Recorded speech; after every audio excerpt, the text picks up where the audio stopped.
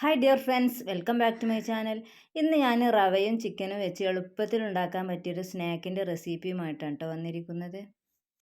Snack റെഡിയാക്കാൻ ആദ്യം റവ വേവിച്ചെടുക്കാം. അതിന് വേണ്ടി ഒരു പാൻ ചൂടാക്കി എടുത്തിട്ടുണ്ട്. ഇതിലേക്ക് 2 ടേബിൾ സ്പൂൺ വെളിച്ചെണ്ണ ഒഴിച്ച് കൊടുക്കാം. വെളിച്ചെണ്ണ നന്നായി ചൂടായി വരുമ്പോൾ 1 ടീസ്പൂൺ കടുക് ചേർത്ത് കൊടുക്കാം. അങ്ങനെ നമ്മൾ കടുകൊക്കെ പൊട്ടി വന്നിട്ടുണ്ട്. ഇതിലേക്ക് 2 തണ്ട് കറിവേപ്പില ചേർത്ത് കൊടുക്കാം. പിന്നെ 2 പച്ചമുളക് കട്ട് ചെയ്തതും ചേർത്ത് കൊടുക്കാം.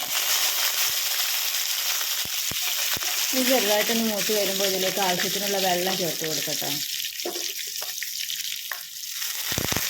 ഞാനിപ്പോൾ 2 കപ്പ് റവയാണ് എടുത്തിരിക്കുന്നത്. അപ്പോൾ അതിന് ഞാൻ 3 കപ്പ് വെള്ളമാണ് ഒഴിച്ച് കൊടുത്തത്. അപ്പോൾ 250 ml കപ്പിന് 2 കപ്പ് റവയാണ് എടുത്തിട്ടുള്ളത്. അപ്പോൾ അതിനനുസരിച്ചുള്ള വെള്ളമാണ് ചേർത്ത് കൊടുക്കുന്നത്. പിന്നെ ആവശ്യത്തിന് ഉപ്പ് ചേർത്ത് കൊടുക്കാം. അപ്പോൾ ഞാൻ 1 കപ്പ് റവയ്ക്ക് 1.5 കപ്പ് വെള്ളമാണ് കേട്ടോ ചേർത്ത് കൊടുത്തത്. ഇതൊന്ന് അടച്ച് വെക്കാം. നന്നായി തിളച്ച് വന്നിട്ട് നമുക്ക് റവ കുറേശ്ശായി ചേർത്ത് കൊടുക്കാം. ഇപ്പോൾ വെള്ളമൊക്കെ നല്ലോണം തിളച്ച് വന്നിട്ടുണ്ട്. ഇതുപോലെ റവ കുറേശ്ശെ ചേർത്ത് കൊടുക്കുക. കട്ട കെട്ടാതെ ഇളക്കി കൊടുക്കട്ടോ.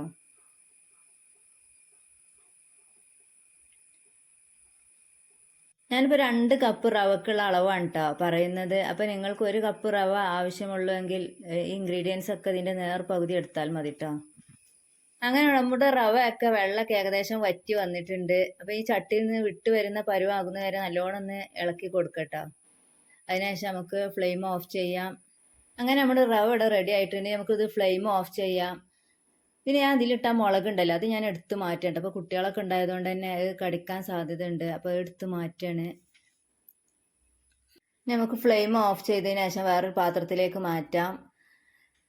അപ്പോൾ ഞാൻ ആദ്യം തന്നെ ഈ മുളകൊന്ന് എടുത്ത് മാറ്റട്ടെ കേട്ടോ, അല്ലെങ്കിൽ കുട്ടികളൊക്കെ കടിക്കാൻ സാധ്യത ഉണ്ട്. ഞാൻ അത് വേറെ പാത്രത്തിലേക്ക് മാറ്റാം. ഈ പാനിൽ തന്നെ ഉണ്ട് ഞാൻ ബാക്കി മസാലകൾ ഉണ്ടാക്കിയെടുക്കുന്നത്. അങ്ങനെ ഞാൻ ആ പാൻ തന്നെ എടുത്തിട്ടുണ്ട്. ഇതിലേക്ക് 2 ടേബിൾ സ്പൂൺ കൂടി വെളിച്ചെണ്ണ ഒഴിച്ച് കൊടുക്കാം. പിന്നെ ഇതിലേക്ക് 2 പച്ചമുളക്, 1 ടേബിൾ സ്പൂൺ ഇഞ്ചി, 1 ടേബിൾ സ്പൂൺ വെളുത്തുള്ളി ചെറുതായി കട്ട് ചെയ്താണ് ചേർത്ത് കൊടുക്കുന്നത്. കഴിയുന്നത്ര ചെറുതാക്കി കട്ട് ചെയ്യാൻ നോക്കുക, എന്നാലേ നമുക്ക് സ്നാക്ക് ഉണ്ടാക്കുമ്പോൾ ഉരുട്ടാനൊക്കെ എളുപ്പം. പിന്നെ ഞാൻ 3 സവാള പൊടിയായി അരിഞ്ഞത് ചേർത്ത് കൊടുത്തിട്ടുണ്ട്. അപ്പോൾ സവാള വലുതാണെങ്കിൽ 2 ചേർത്ത് കൊടുത്താൽ മതി കേട്ടോ. ഞാനിപ്പോൾ മീഡിയം സൈസിലുള്ള 3 സവാളയാണ് ചേർത്ത് കൊടുത്തത്. പിന്നെ ആവശ്യത്തിന് ഉപ്പ് ചേർത്ത് കൊടുക്കുക. ഇനി ഉള്ളിയൊക്കെ ഒന്ന് കളറ് മാറുന്നത് വരെ, ചെറുതായിട്ടൊന്ന് നിറം മാറുന്നത് വരെ ഒന്ന് വഴറ്റി കൊടുക്കുക. അതിനുശേഷം പൊടികളാണ് കേട്ടോ ചേർത്ത് കൊടുക്കുന്നത്. 1.5 ടീസ്പൂൺ ചിക്കൻ മസാല, പിന്നെ 1/2 ടീസ്പൂൺ മല്ലിപ്പൊടി, 1 ടീസ്പൂൺ മുളക് പൊടി, 1/2 ടീസ്പൂൺ മഞ്ഞൾപ്പൊടി, 1/2 ടീസ്പൂൺ ഗരം മസാല, ഇവയെല്ലാം ചേർത്ത് ഇതിൻ്റെ പച്ചമണം മാറുന്നത് വരെ നല്ലോണം ഒന്ന് വഴറ്റിയെടുക്കാം.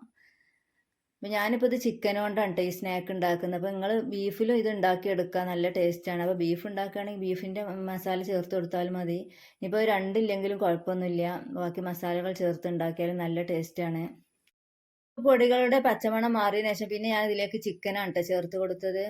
അപ്പോൾ ഞാനൊരു 300 ഗ്രാം ചിക്കൻ ഉപ്പ്, മുളക് പൊടി, കുരുമുളക് പൊടി, മഞ്ഞൾപ്പൊടിയൊക്കെ ചേർത്ത് വേവിച്ച് പിച്ചെടുത്ത ചിക്കനാണ്.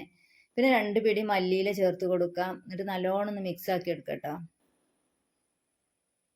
അപ്പോൾ ബീഫിലും ഇതേപോലെ ചെയ്തെടുക്കട്ടോ, നല്ല ടേസ്റ്റാണ്. അപ്പോൾ ബീഫൊക്കെ കയ്യിലുണ്ടെങ്കിൽ ബീഫ് കൊണ്ട് ചെയ്തെടുത്താൽ മതി. നല്ലോണം മിക്സ് ആക്കിയതിന് ശേഷം നേരത്തെ ഉണ്ടാക്കി വെച്ച റവ ഉണ്ടല്ലോ, അത് ഇതിലേക്ക് ചേർത്ത് മിക്സ് ആക്കി എടുക്കാം. ഫ്രൈ ആക്കാതെ ഇങ്ങനെ കഴിക്കാൻ നല്ല ടേസ്റ്റ് തന്നെയാണ് കേട്ടോ.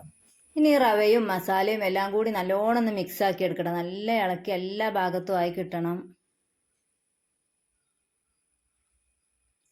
ഇത് നല്ലോണം ഇളക്കിയതിന് ശേഷം ഇത് ചെറുതായിട്ടൊന്ന് ചൂടാറാൻ വേണ്ടി വേറൊരു പാത്രത്തിലേക്ക് മാറ്റി വെക്കുന്നുണ്ട് കേട്ടോ. ഇപ്പോൾ ചെറിയൊരു ചൂടോടെ ഞാൻ ഇത് ഉരുട്ടിയെടുക്കുകയാണ്. കുറച്ചൊന്ന് ചൂടാറിയതിന് ശേഷം നമുക്കിത് ഉരുട്ടിയെടുക്കാം. നല്ലോണം ഒന്നും കൂടെ കുഴച്ചെടുക്കാം കേട്ടോ. കട്ടൊക്കെ ഉണ്ടെങ്കിൽ നല്ലോണം ഒന്ന് ഉടച്ചെടുക്കാം. നിങ്ങൾക്ക് ഇഷ്ടമുള്ള ആകൃതിയിൽ ഷേപ്പാക്കി എടുക്കാം. ഞാനിപ്പോൾ ഒരു കട്ട്ലേറ്റിൻ്റെ ഒരു ഷേപ്പിലാണ് കേട്ടോ എടുക്കുന്നത്. അപ്പോൾ നിങ്ങൾക്കുള്ള ഇഷ്ടമുള്ള ആകൃതിയിൽ ഷേപ്പാക്കി എടുക്കാം. ഞാനിപ്പോൾ കുറച്ച് ഇവിടെ ഷേപ്പാക്കി എടുത്തിട്ടുണ്ട് കേട്ടോ.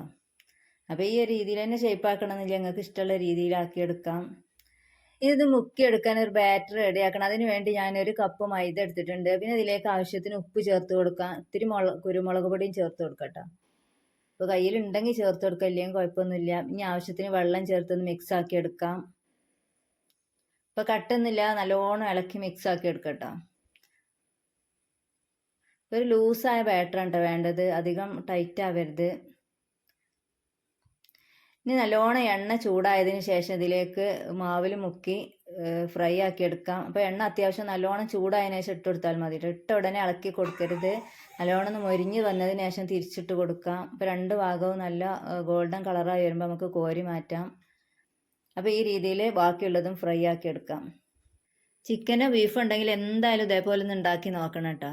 എന്നിട്ട് ഫീഡ്ബാക്ക് അറിയിക്കാൻ മറക്കരുതേ.